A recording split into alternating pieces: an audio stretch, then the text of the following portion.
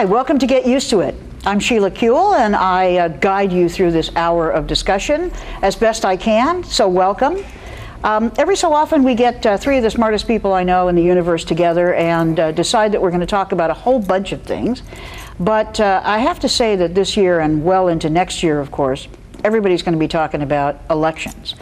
I've seen some interesting statistics about the gay and lesbian community vis-a-vis elections, so I asked our guests to come and talk about our community and whatever impact we might or might not have on these elections and what impact the elections might have on us.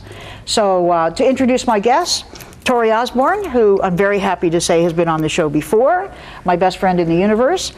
She is deputy mayor in the city of Los Angeles to Mayor Antonio Villaraigosa. She was the executive director of the Gay and Lesbian Center in LA, the National Task Force, and most recently, executive director of the Liberty Hill Foundation. What a resume, Torie. Welcome. Really happy to have you back. Be here.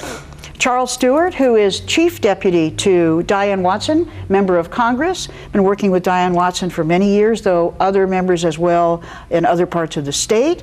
A bon vivant and an intellect unto himself. Certainly knows a lot about what's going on nationally in the Congress in Washington. Welcome, Charles. Happy to have you here. Michael Kearns, who's not a deputy anything. Not yet. Not yet, but is a raconteur, an actor, an activist, a writer, and an all-around really smart guy, longtime AIDS activist, and I'm very happy to have you here, Michael. Thanks. Torie, let's start with you. I saw a statistic several weeks ago. As a matter of fact, I think there was a big article in the LA Times about lesbian and gay people and their propensity to vote. And apparently there was a fairly big study done by, I think, a group in San Francisco, 12,000 gay men, 10,000 lesbians. It had kind of startling results showing that of the gay men qualified to vote, not just registered, 94.5% voted in the presidential election in '04, and almost 90% in the '06 not presidential election. With lesbians, 91% and almost 80% in the '06 election. I guess that was stunning considering we're hearing everybody else is thinking they're not going to vote anymore. Why do you think, just to start the discussion rolling, why do you think our community shows up in such amazing percentages?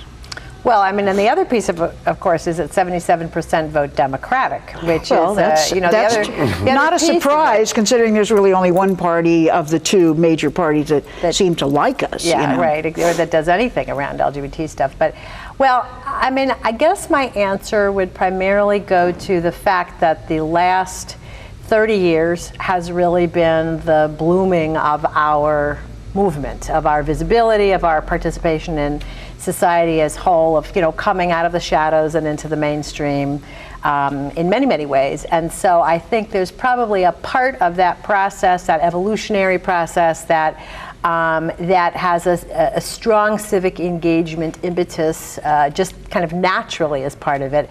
Plus the fact that lesbian and gay LGBT visibility and empowerment has really been part and part. Our movement is based in community organizing or community organizations, because we are the only minority that gets ostracized from our family of origin. We have had to create social networks, key institutions. Historian John D'Amelio estimates there are over 10,000 organizations, everything from the Recovering Mormon Stitch and Bitch Club to the LA Gay and Lesbian Center to the Stonewall Democrats, whether it's social, political, advocacy, but integral to our process of emergence as a constituency, as a community, whatever word you want to use, has been this this organizations and organizing. So essentially, whether people were fundamentally political by nature or interested in volunteerism or engaging by nature, I think it was built into the DNA of our movement, and so it was easily organized. So if we, because of being ostracized, as you said, we kind of have found other families, and those families often are groups that themselves become politically aware or we've had to understand what we need. Community. Right. And community, then we've institutionalized it. I mean, some are just social networks, but my point is that it's a process of engagement. It's not just a sort of individual by individual. And and we've institutionalized these organizations. Our need for collective engagement. You know, we go to a rally or a demonstration, and we have had, every movement has done rallies and demonstrations, but ours are sort of particularly a part of our identity. Finding our identity has been to create, communal spaces and organizations. But my point is that embedded as the underpinning of our political movement has been a community organizing and organization. So, so I think that not only are we easy to organize and kind of mobilize, but look at what the AIDS epidemic did. It created a life or death driver. Essentially it was, silence equals death, action equals life. And so when our lives were on the lines, or our brothers' lives were on the lines, people became engaged who never thought about it. Just as they came out of the closet, who had never thought about coming out of the closet, they became involved. Now, maybe it was just showing up at AIDS Project Los Angeles or Minority AIDS Project, or the Carl Bean Hospice to volunteer, or maybe it was signing up to vote. But the political engagement, the action of being involved outside of your own little life was critical. It was there was about also saving sort lives. of this dawning realization that we could do everything we could. We could be at every hospital bed when people were dying. We could be, at whatever. We could open shelters for battered women on our own with no government funding. But there was that moment, really, in the, I don't even know, I guess in the early 80s, where we realized, no, we had to have the government too. We had to have the larger umbrella of the government funding, of the change in laws, of that kind of thing. Well, there was always a reform, there was always a political slice of the movement. But I bet if you had done these it's a little ahistorical because I don't know that people would have self-identified as LGBT in the mid-70s. But let's just say you could go back in time and you could do exit interviews of LGBT folks.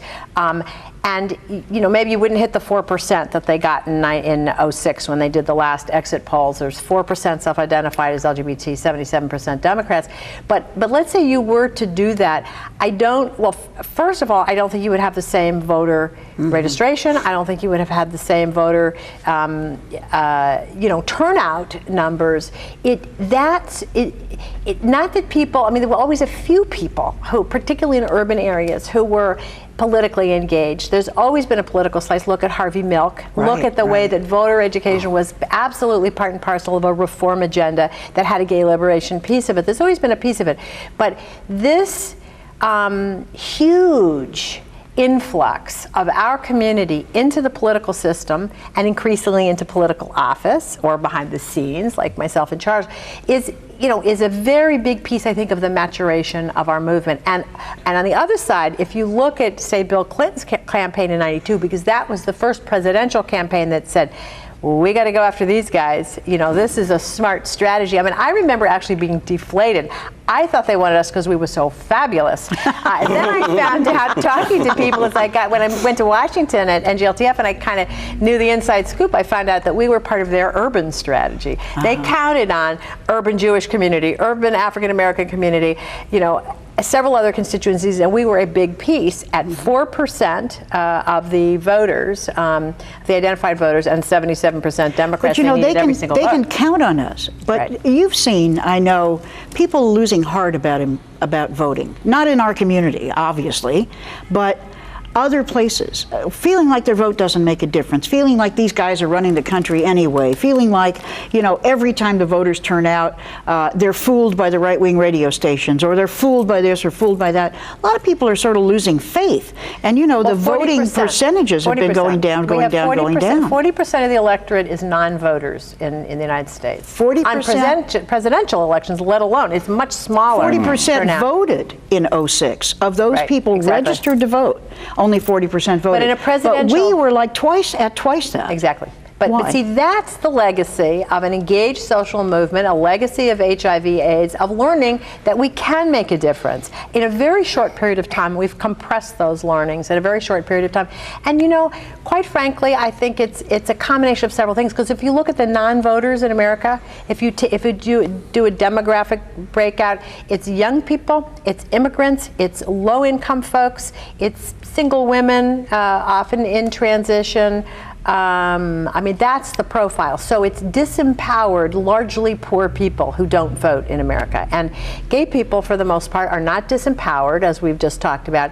And, you know, it's been more of a middle-class movement. So you add together some of the economic dynamics with the political and just sort of evolutionary dynamics of our movement, and you get a powerful combination, especially if you're Hillary Clinton, John Edwards, you know, or any of those guys, and Barack Obama. They're aggressively courting not just our money, but our vote.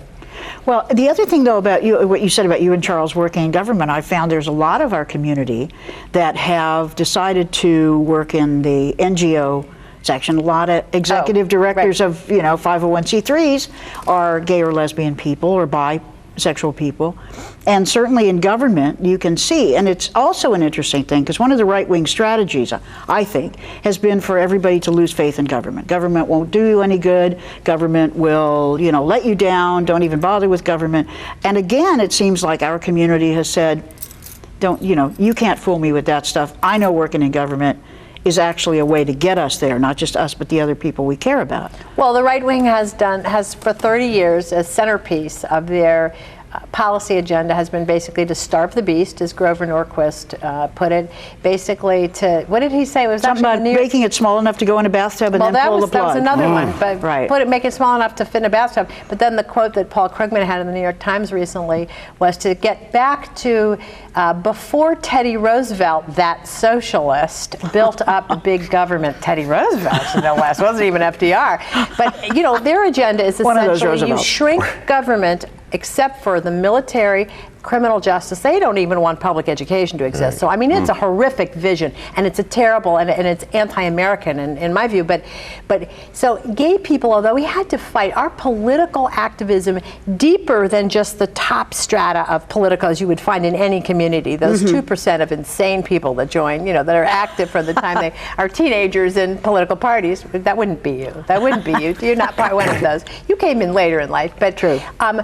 You know, the AIDS epidemic, even though we were fighting against Reagan and Bush, we were fighting against, you know, arguable genocide of our community, you know, the federal, and so that engaged people in ACT UP and in grassroots stuff that then became much more translated into the voter rolls, and Clinton organized it. I think that it's really just a part of the evolution. Well, let me then ask you, Michael, since we're talking about the AIDS pandemic, certainly was a big part of shaping your work and certainly your life, and now that your life is longer than you expected it to be, it continues to be a part of shaping it. If I make it through this show. You mean the show longer you're doing? Than some people expect. The show you're doing, or this show? This show, no. I see, okay. But the question really, sort of the same question, do you see people more engaged in sort of civic engagement and working on these things?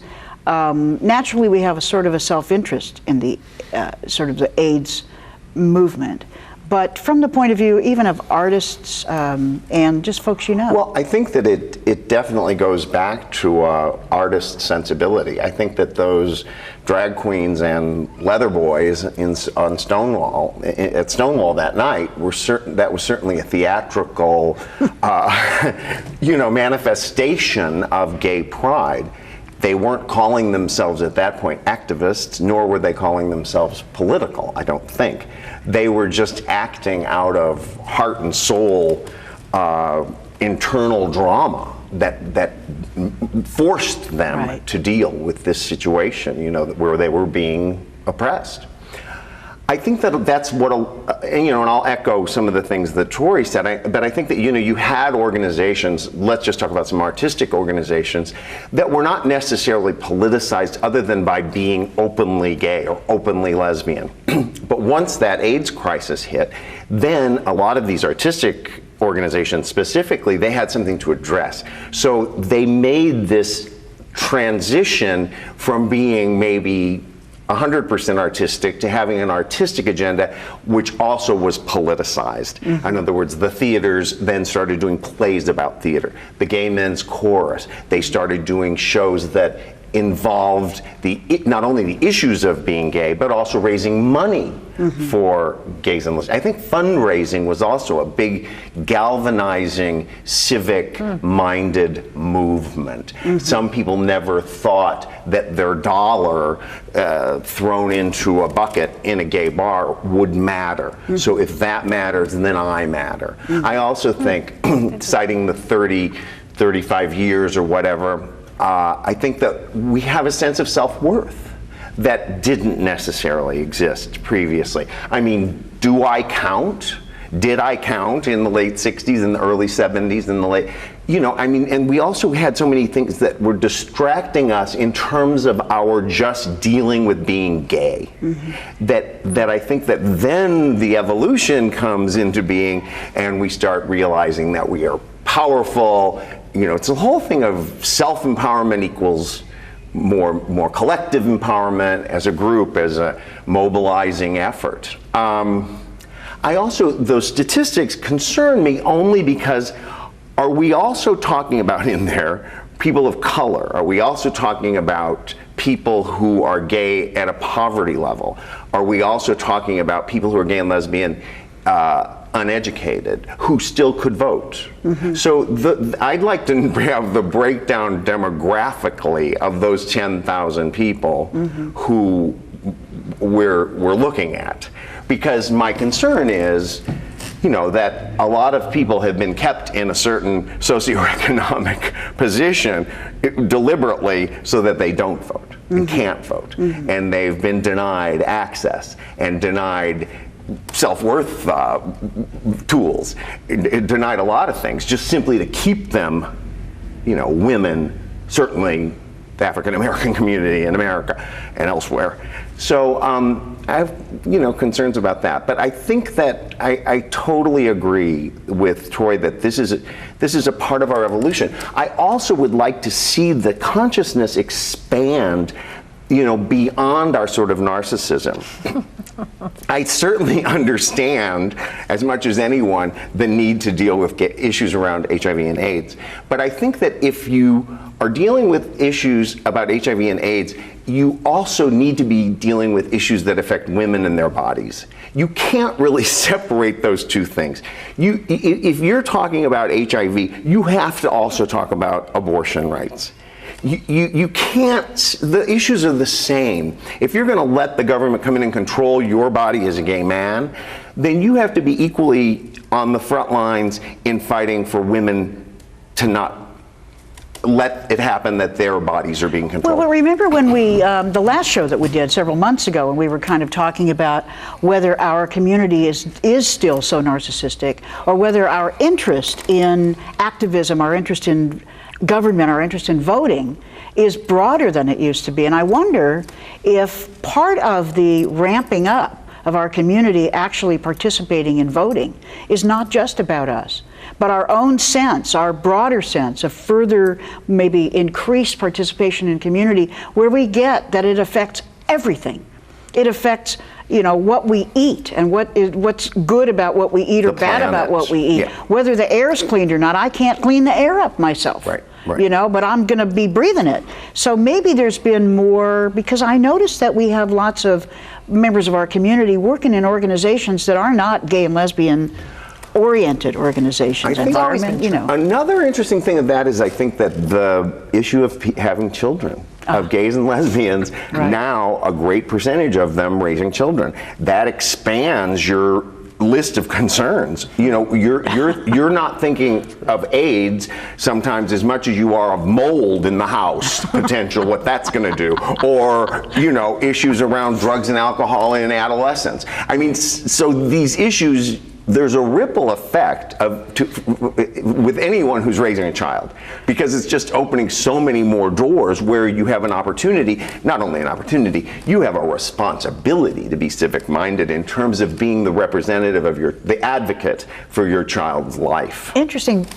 So we participate maybe more in politics, because we're participating more in life than we used to. I I mean, we were such a hidden factor, and that really truncates the way in which you can participate Yeah, in you life. can't participate. I mean, I think that the Stonewall metaphor is great. They came out of the bar.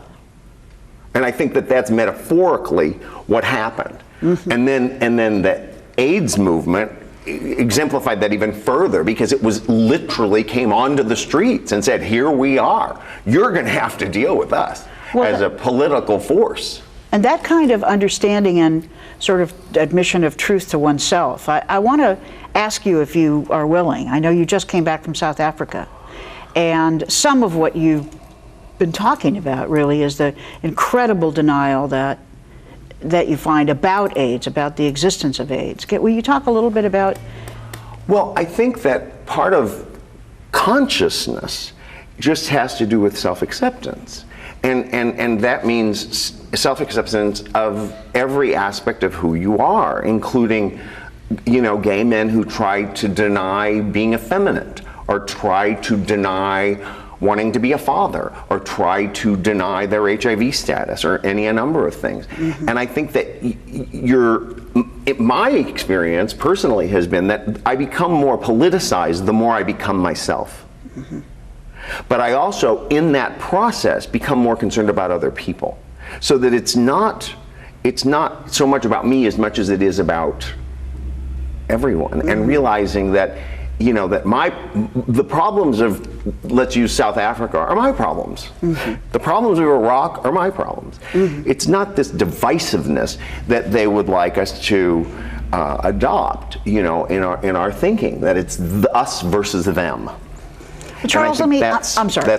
That's what political consciousness to me is. Well, I think we'll get back to this, because we always do, in terms of our kind of rondelay for the last half of the show. But let me ask Charles, because we actually focused a lot on presidential election stuff. But next year, every single member of Congress is up for election or re-election.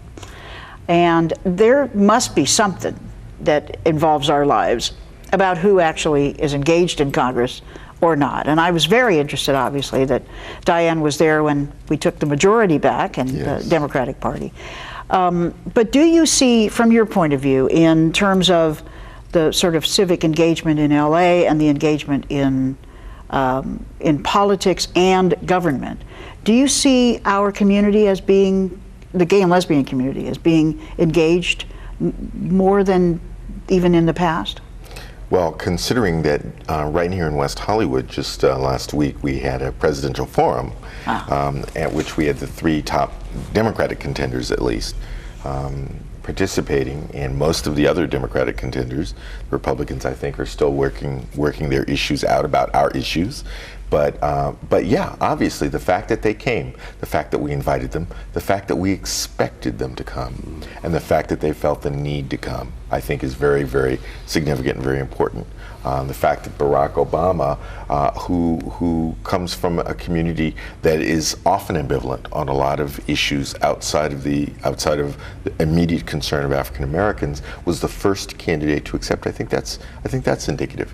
I think that it is certainly the case that our issues are advancing on all fronts, and as we advance on all fronts, we face the possibility of dilution, so that it's more and more important and lucky, fortunate, that so many of us are claiming our identities as open lesbians and gays, and are becoming engaged on various fronts. As Torie said, we've always been active in other organizations, in government, in non-governmental organizations, in the private sector. Now there are so many more of us who are doing that, who are out of the closet, mm-hmm. who are open, and who don't consider that necessarily the only issue that they have to tackle. We old-timers here, we opened those doors. Yeah. We opened those doors. People are walking through. More and more of our community are walking through, and they can now enjoy the luxury, if you will, but what is for them essential to their lives, of choosing what issues and what forms and on what battlefronts to fight for our issues and for our concerns. And they are our concerns because as we fought for basic civil rights, I think we developed a sense of values. As we fought around HIV, as we fought for our civil rights, we developed a sense of values around what people ought to be able to count on in this society, ought to be able to count on from this society, ought to be free to do in this society. And so we sort of cultivated, we reared our children,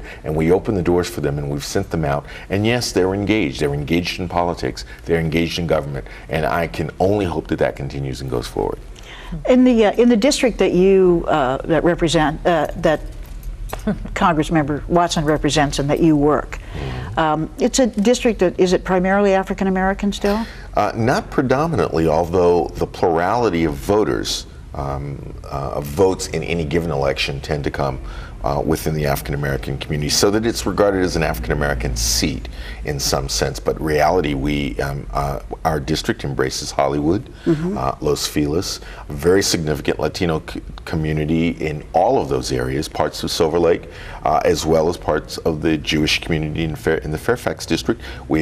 All of Koreatown, all of Little Armenia, and much of the Filipino community is in this district, and yet the African American presence remains strong, particularly in the ballot booth. And I think that is precisely because, having come through a civil rights struggle as we have, we value that. There are many areas where we're continue to play catch up in this country, but in terms of registration and getting out to the polls, African Americans match the voter registration and participation of the majority. And that's because we found we had no other choice. We had to do that. My grandmother wasn't eligible to vote in the town and state in which she was born until she was a grandmother. And therefore, after that, until she died at the age of 90, getting to the polls, and she wasn't willing to trust the absentee voter.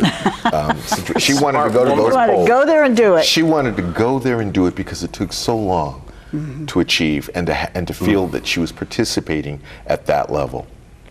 So do you get a sense that there's something more that we need to do, though, in terms of sort of ramping up the turnout for voting, or the interest in voting? It's such a diverse district. It's sort of difficult because you might think that the Armenian community has, something that it cares about, and don't know whether they're as engaged. Although I noticed that a little bit further north of the district, over towards Glendale, et cetera, they were deeply engaged in a couple of elections. Of course, there was a guy named Krikorian running, and so that's also, I think, a way that people become engaged. Absolutely. I think that minority communities become engaged because they perceive that they are engaged in a struggle, and that government certainly is a first, if not the only, battlefront on which you have to confront that, securing your rights at law.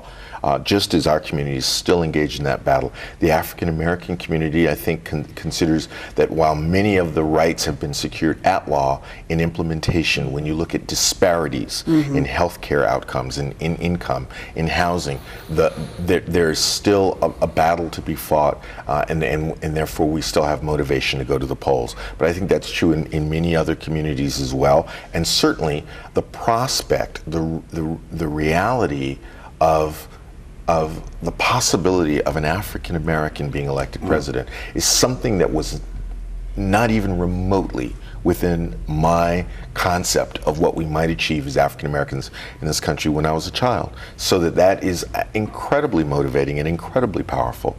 And I think that it will be for any and every community as it steps up to the plate.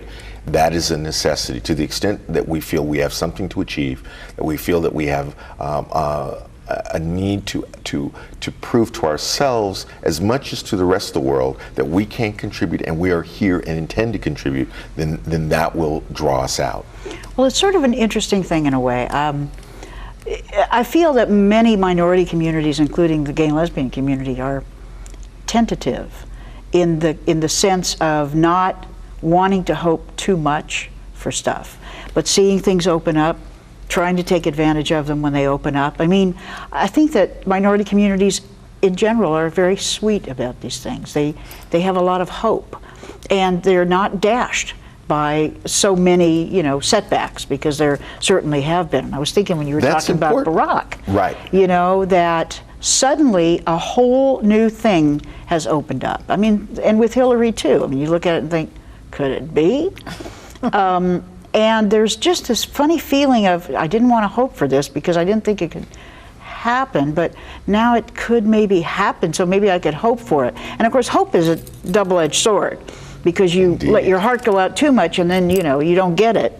And I think that's a lot of why people said, I'm not going to vote again because, my candidate lost or whatever. But the high registration and participation voting that you've talked about in our communities, lesbians and gays, and in the African American community and other communities, I think is proof of the fact that even when we are disappointed, and we have been and we will be, that we continue to go out and we continue to participate in that particular way as well as in other ways.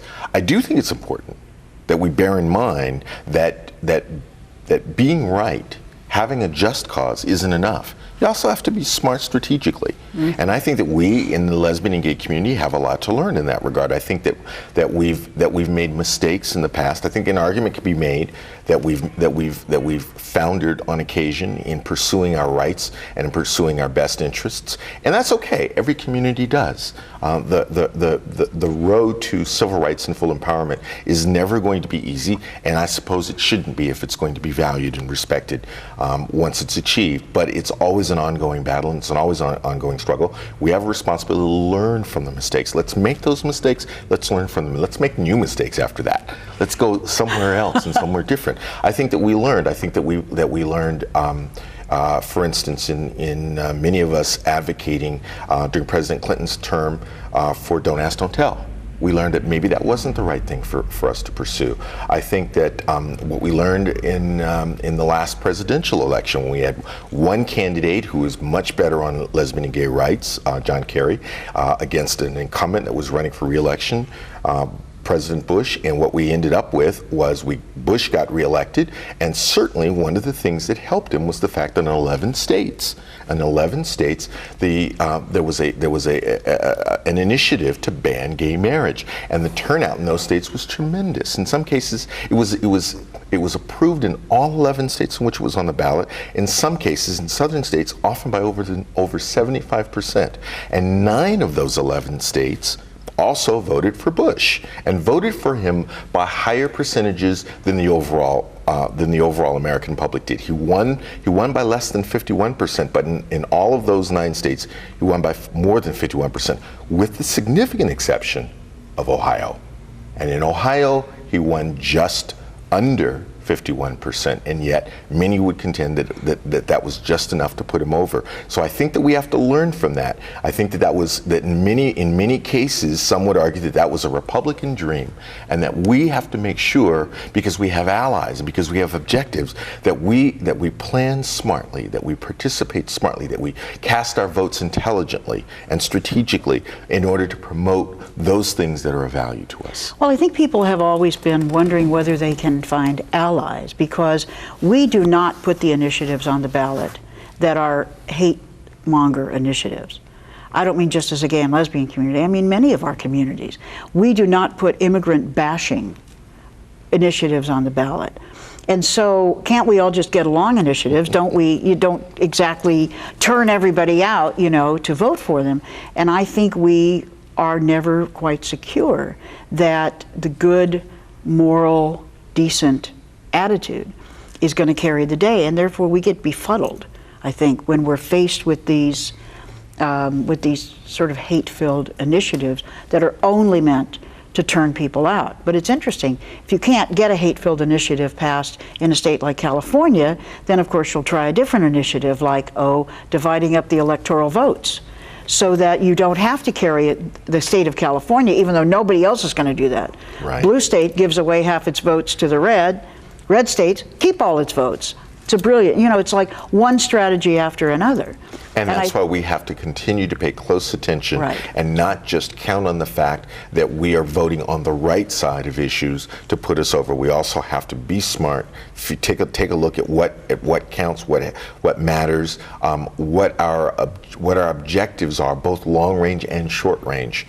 and understand the priority there and pursue our objectives in that kind of a way. It's not because that was the way it was done in all other movements. Certainly the civil rights movement on racial equality didn't proceed that way, and the lesbian and gay communities struggle didn't proceed that way either. But let's learn from what we've done. Let's get better at it. And because our allies expect us to. The Democratic Party needs us to be smart. Well, the other thing is, I think that we need to know that we're making a difference. I mean, Torie, you told me in the election of the mayor that there was quite a turnout for him in the gay and lesbian community.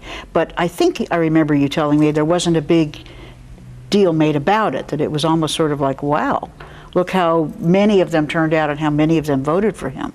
But maybe we don't know that we made such a difference, you know? Right.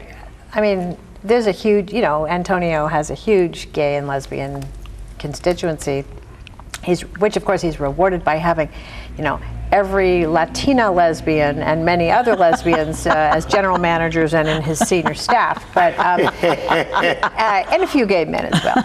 I was thinking when you were talking, one of the things that I've noticed, this is completely anecdotal, you may have poll data behind this, but I make it a point of talking to young people about politics, particularly now that I have this odd midlife, job, foray into politics, who knows how long it'll last, but about asking them about the presidential election, whether they're 18 and can vote or, and without exception, gay, lesbian, bisexual, transgender, black, white, brown, whatever, they're all for Barack Obama. And I mean, I'm going to tell you, I have never seen anything like it. Since my generation was for Bobby Kennedy or Eugene McCarthy, I have never seen anything like it. And it's like the excitement among young people, and I haven't seen enough written about this. There's been a little bit about it, but and I mean the queer youth, and everybody else. They are with their generation on this. And it's not, and it's well informed, and it's about hope, and it's about vision, and it could just be, young people resonate first to vision. But I also think that one of the legacies of, or one of maybe the stages that our movement is in, is that the young people in general coming up, straight people coming up, are all pro-gay rights, right? I mean, this is totally generational. We just got to wait for the old farts to die off, and marriage equality will be the law of the land. We know that, right? Because under 25, it's a 70%, or under 30 it's like or my something. niece says, no big whoop. Yeah, right. What's the big whoop? Right. What's the big whoop? But I think in terms of political engagement, now I don't know if this means that the millennial generation, or whatever they're calling this youngest generation coming up, is going to be like the 60s again. I've been waiting for that for about 30 years. But Woodstock. Well, that's what we need, another muddy field full of music. I can't wait. Count me in. But I mean, I do think, and I think all the polls are that they're more engaged in the high school community service, and they're more involved through their churches and synagogues, and there's a lot of kind of indicators that we may be seeing an upsurge of activism and civic engagement in the young generation. But what I'm so struck by when I talk to these young people is just nobody but Barack speaks to them. And what is it about him? It's about his understanding of the world, his sense of him being sort of this country and yet of the world, him being mixed race speaks to them. Because even if they're, a young white lesbian, they're queer is really about it's like crossing being mixed identity. race. Absolutely. Yeah, right. It is. The young folks coming No up question. queer, whether they use that word or not, it's about multiple identities, and that's what they understand. They understand intersection, and all this stuff. And it's so interesting, and he speaks right to them without exception. And they're taking leadership too. Tia's entire school could be called queer. Tia, your 13-year-old My 13-year-old But daughter. are they for Barack? She is. She fluctuates from day to day because she pays attention, and they all do. I mean, Tia's the only kid who polled the school as to whether every parent was Democrat or Republican.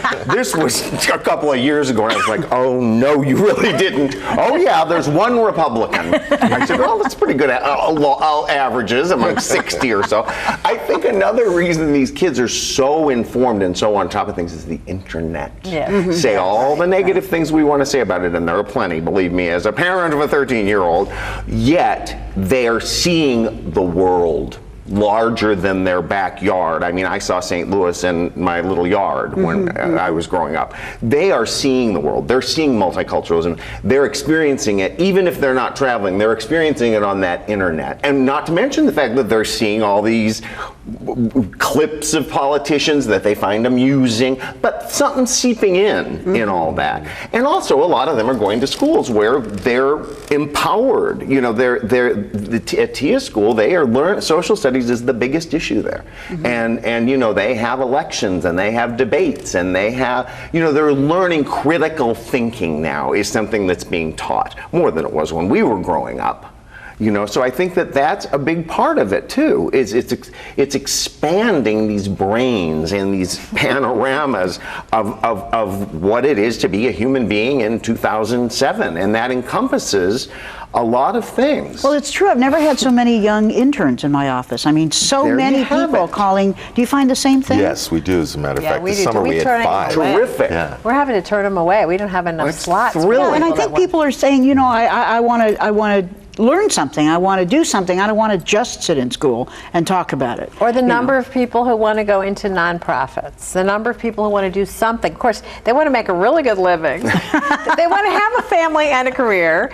They want to make a really, really good living, and they want to do socially useful work. I'm going, okay. Yeah. Well, but you know, a really, really good living and socially useful work can go together. Well, it it's can. just that you don't have to be so damn greedy that you think a really, really good living is having, you know, too many cars and too Well, many and of houses. course they come out of college, even a state university, with Owing so $30,000 much of money, credit card right. debt and another. I mean, it's ridiculous. We've hooked them into the system through this insane financing, and this is all part of the Right, I buy there too. Absolutely. Right, I buy, therefore I am. Right. Well. But still, there's kind of excitement about it. Of course, I've seen it a lot around the healthcare issue because I've been fortunate enough to be sort of in the middle of this Revolution? whirlwind, this revolution, this movement. I'm not in the middle of the movement, but Did I mean, any of you guys see Amazing Grace? The story Yes. about Wilberforce.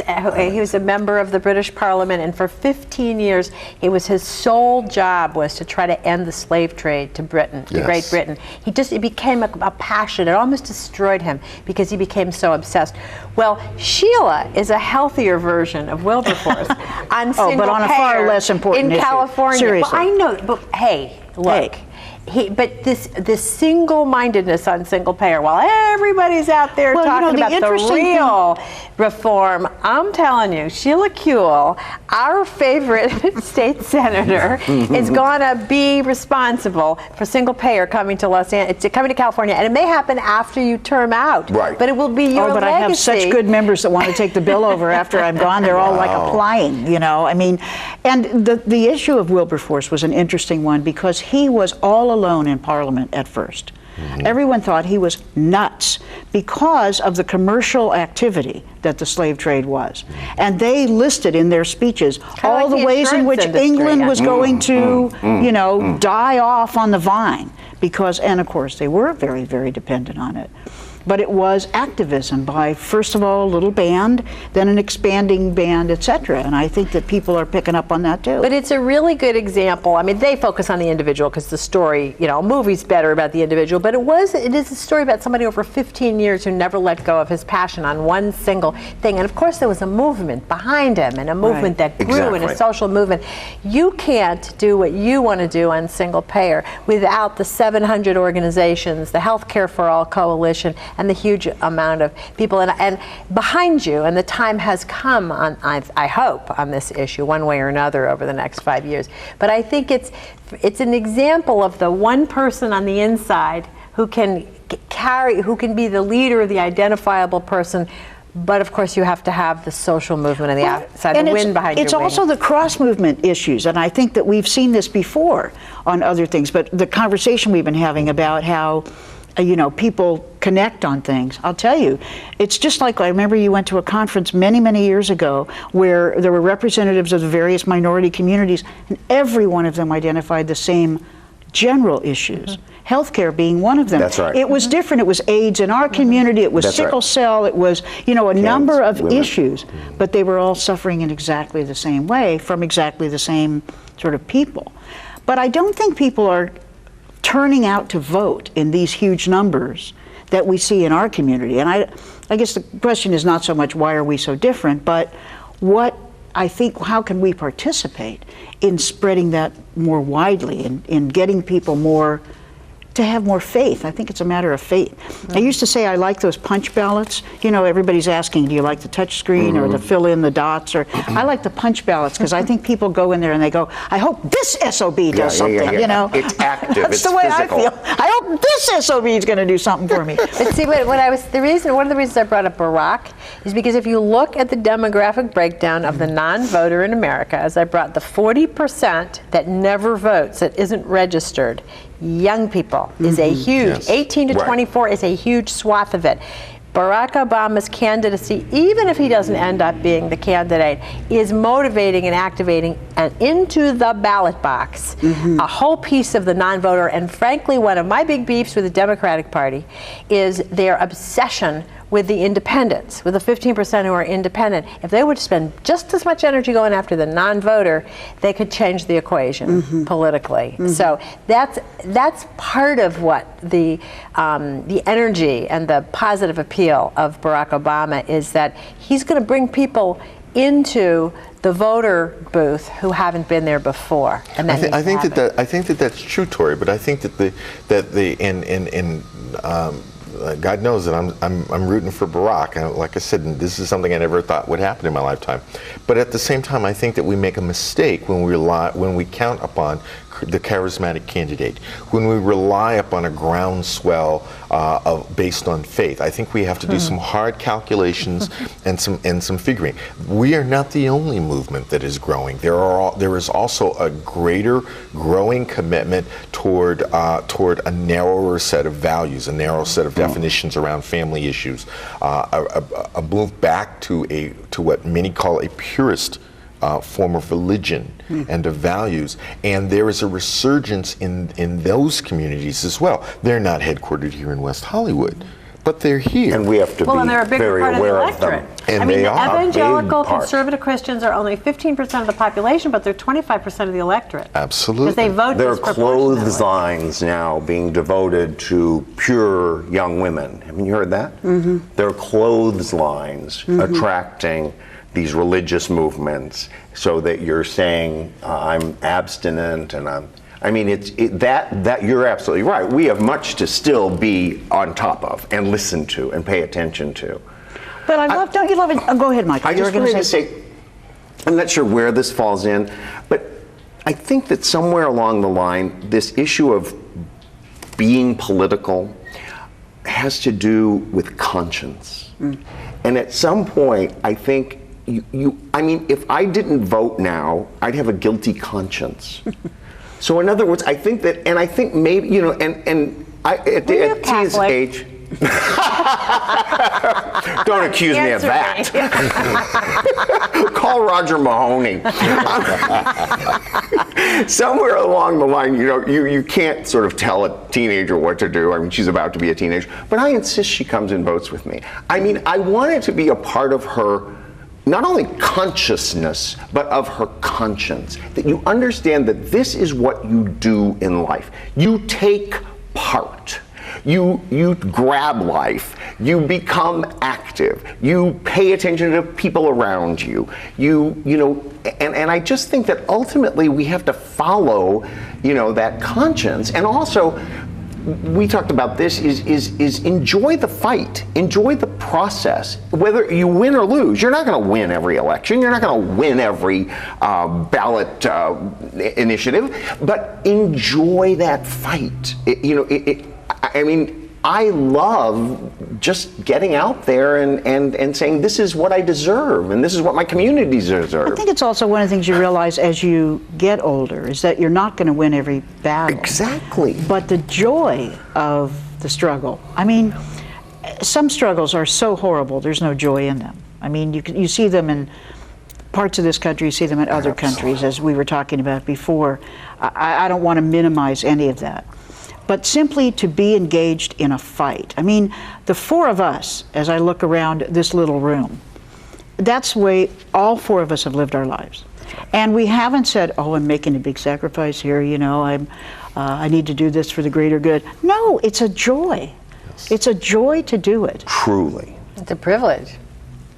Well, that would be the end of the show, but we haven't run out of time yet. I think it's Later. I don't know. I actually think that, when I look around, I think it's a really tough time for people. I mean, you're talking about joy, but I think it's a very tough time. I think finding faith in a future for social justice, for perhaps the survival of the planet. I think the dislocation that people are experiencing in their personal lives, the addiction, the divorce, the depression. I have so many friends, going through so many sort of difficult times. And we've heard me say this before, I think we're in the Badlands. I think we're in the desert. I think we're in this, like the old order is crashing, the imperial, so many old ideas and orders, sort of old ideologies are dying and the new ones haven't quite yet been born because it's not going to be the way it was before. It isn't going to be as simple as big government expanding and then little nonprofits, put the pressure campaigns and we get money and then we get to bring our issues, battered women or whatever the issue is, or build our community center. Every formula is breaking down. I'm working in government for the first time, and my most shocking takeaway has been I'm seeing the bones of the starved beast. They talked about starve the beast of government, the right wing, when they took over 30 years ago. Their plan was to decrease funding, except for, of course, for war and criminal justice and jails, but it's done. I'm telling you right now, City of Los Angeles has no money. We got no money. We have no money. Every single discussion is about how we're gonna, is it homelessness? Is it putting a little money towards homelessness, or do we get a few more cops on the street? We're the most under-policed city in the country. It's crazy. And at some point, some of those old conversations about progressive taxation, perhaps, are going to have to come back up again. Liberals are going to have to be unafraid, start talking about it. I think we're beginning to have some of those conversations. But when I look from kind of look at the big picture or what I see, I think, yes, there's joy, but there's a lot of uncertainty. There's a lot of insecurity. There's a lot of economic insecurity. A lot of people aren't your friends? Now that we're in our 50s, aren't your friend, you're in your 60s, friends talking about you? Well, I thought I was going to retire at 65. Absolutely. Hell no. Right. No, nobody can. Nobody can. Nobody can. And it's not just us, obviously. So I feel as if the wisdom of getting older is you're able to see complexity, but it's a really iffy, it's a challenging time. And it's no accident, Torie. The reality, we talked about the fact that the reaction to the 60s has brought us forth, and there has been a reaction that's been ongoing and that is reshaped, has quietly, desperately, fiercely, through talk radio and through other means, has reshaped our values and our sense of expectations, so that now increasingly the argument is the world is flat and capitalism is the way, and it will lift all boats if you're willing to allow some boats to sink. Right. That's really what the argument is. That's really what it boils down to. And increasingly what we're being taught is there is nothing that can be done about this. What you do is you train people to retrain themselves so that when instead of working in 30 and 40 years in a particular job at a particular place, as our parents did, and rose into the middle class and provided more opportunity for us. Now what you do is you expect to get fired every 2 or 3 years. You expect to have to go out, learn a whole new set of skills in an area that you've never worked before, and then go out and market yourself. And you're expected to do this joyfully and joyously, because this is the way the system is supposed to work. We're in a market-driven life. Right. And that's the way it's supposed to be, folks. Right. Life. Your life is about the marketplace, and your life is a marketplace, and you're on the market. And so you're 70 years old. Well, just go out there and get yourself a new job and get yourself new skills and get back in it, and just keep doing that until you drop dead from exhaustion. Because you won't have insurance. That's the philosophy that now prevails. Well, I think it's amazing though how much the national government affects that. I don't think people really connect to how, until Ronald Reagan was president, there were no homeless people running around in Los Angeles. And we know that in Santa Monica. There were what it is. Yeah. No. In Santa Monica, the Ocean Park Community Center was an open place for people to get help. And they have the numbers. 1980, we went through it. 1980, it started. And it was always Well, nice he cut out at the 80% beach, of you the know. public financing of the HUD budget for low-income Right, and they housing. were on the street, 80%. and the mentally ill In his first hit year the in office. streets. So that's and some of them maybe- are still on the streets. But maybe we get that that's why it makes a difference. Maybe not just gay and lesbian people, but maybe people are really getting that it makes a difference. 'Cause Well, now on the street are Iraq veterans. Right. Are on the street right now here in downtown Skid Row. Yeah. I mean, we're in an And along with unending- Vietnam veterans. and- Absolutely. And the Well, crack it's just epidemic begun. in South LA veterans and the heroin, And the crystal meth epidemic in West Hollywood, et cetera, based on grief and a million other issues. And those are Well- the boats that are allowed to sink. Exactly. So that a few people can rise really, really high and That's keep right. saying, don't worry, kids, buy a lottery ticket. You'll be one of me. Right, Yeah. exactly. And the mentally ill and the queer and the veterans and goodbye. Well, this always happens. We get to the end of the show, and we've just We wanna started end to even happier. just begin. Well, we don't have to end happy I so know, much. It's I just know. that we never know how to end, because the truth is the interconnection of all these issues, of the lack of funding, of how that's been sort of set into cement so that you can't raise funding and even make us more communal, et cetera. But okay, we're out of time, so I want to thank you so much. I mean, the range of issues and the contributions that you make to it. I love this show, and I'm so happy that you were with us. Thank you, Torie. Thank you, Charles. Thank you, Michael, and thank you very much for being with us. Remember, there's an opportunity to participate in life, in your country, in your community. Just get used to it.